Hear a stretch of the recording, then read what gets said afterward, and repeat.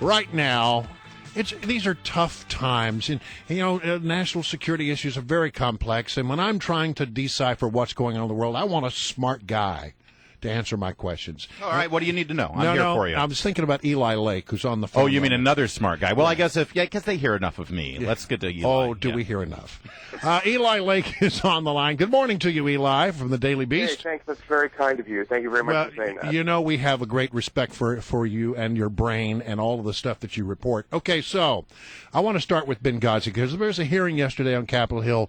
Largely did not get a lot of coverage, but I think it's sort of interesting because the Republicans were really sort of drilling down on the Accountability Review Board and the fact that they never really held anybody truly accountable, and the Republicans were making the suggestion that indeed the people who should have been held accountable were not held accountable. Yeah, we have I want you to hear this, Eli. This is a really great montage that was put together, and then you can chime in on whether this really captures what happened yesterday.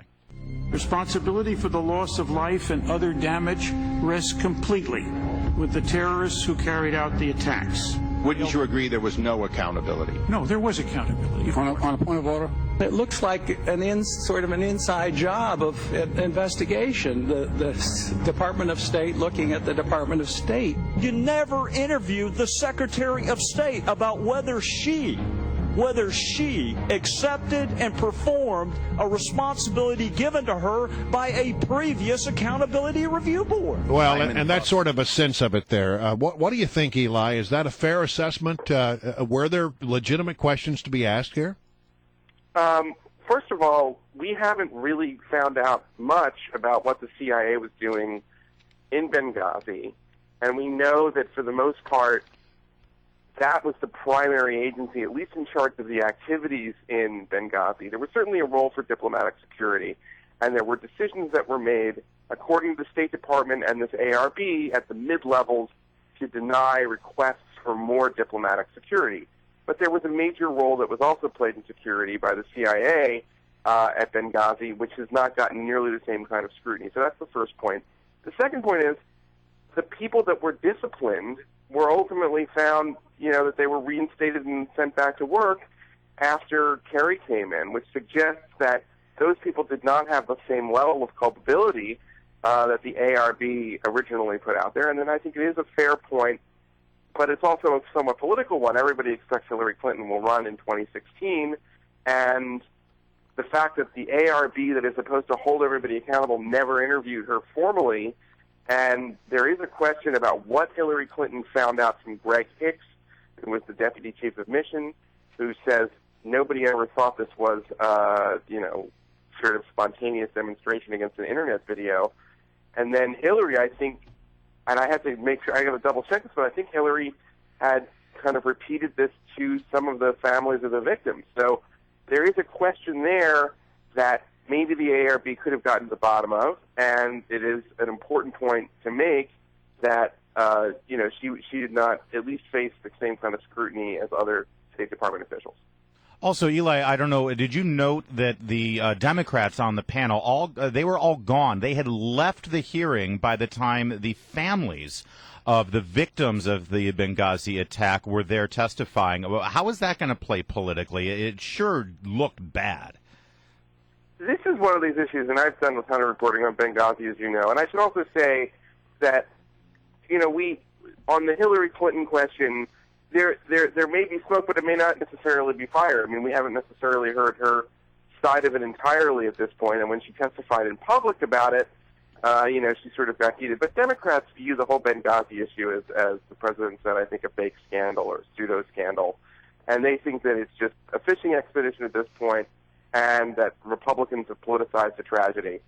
And well, sure, but believe that there are a lot of unanswered questions. Here's Pat Smith, the mother of one of the victims, yesterday. This is what the Democrats missed. I see these bloody fingerprints crawling down the wall of that Benghazi place, and I keep asking everybody, do those belong to my son? I mean, they walked out before they could hear that testimony. They may think it's a phony scandal, but won't this? You can see the political ad being crafted right now. I think it's a tough point. I would say that that there has been a lot of media attention that have been paid I mean, that was not the first time that she, I think, talked about this. It was the first time she testified before Congress. And that is I think it's extremely important. But as I said, the Democrats think that this is a completely phony scandal with no merit to it at all. Whereas even on things like the IRS stuff, originally Democrats were acknowledging that there was a real problem there. So I don't know. I mean, I think that Democratic voters probably will not be moved by that, and Republican voters will be. You started out by saying we don't really know what the CIA was doing over at the Annex. I mean, do you think we will get to the bottom of that, and how will that inform our opinion about Benghazi, do you think? Well, Mike Rogers, who's the chairman of the House Intelligence Committee, has recently talked a little bit about this. He says that the heart of the problem, this was at a conference last week, that the heart of the problem was that the security guys who were brought in on the CIA, who were brought in to guard the actual diplomatic mission were people that the CIA would never have actually hired. And he recently announced, and the committee recently announced, that there were contractors and people who were there that evening who were finally going to be interviewed by members of the committee.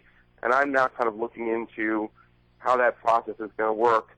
But all of the oversight hearings on the CIA elements of this have been done by necessity in closed session. So there hasn't been the same kind of media moments that we get in the House Oversight Committee. Eli, I want to shift to Syria and this new U.S.-Russia agreement here, partnership with what to do about Syria. You've been doing great reporting at the Daily Beast about it. 2 weeks ago, it looked like the president was ready to jump on the side of the anti-Assad rebels, and now, if you look at the agreement that they seem to be crafting here, it looks like the real losers here is that Free Syrian Army, the rebels that supposedly were the moderates that we were trying to help. We got about a minute or half a minute. That's absolutely true. And the really scary part of this is that Al-Qaeda-linked groups have begun a new offensive against the Free Syrian Army. Now, those sides have collaborated, fought together in the same battlefield before against Assad. The fact that there is now a new front where you're seeing the worst Al-Qaeda-linked extremist rebels fighting the Free Syrian Army, I think really does challenge and put the lie to the view that all the rebels are the same and basically all extremists. Wow, and so now the Al-Qaeda faction is getting stronger. Unbelievable. All right, Eli, thanks for that. We'll keep an eye on it. Eli, appreciate it very much.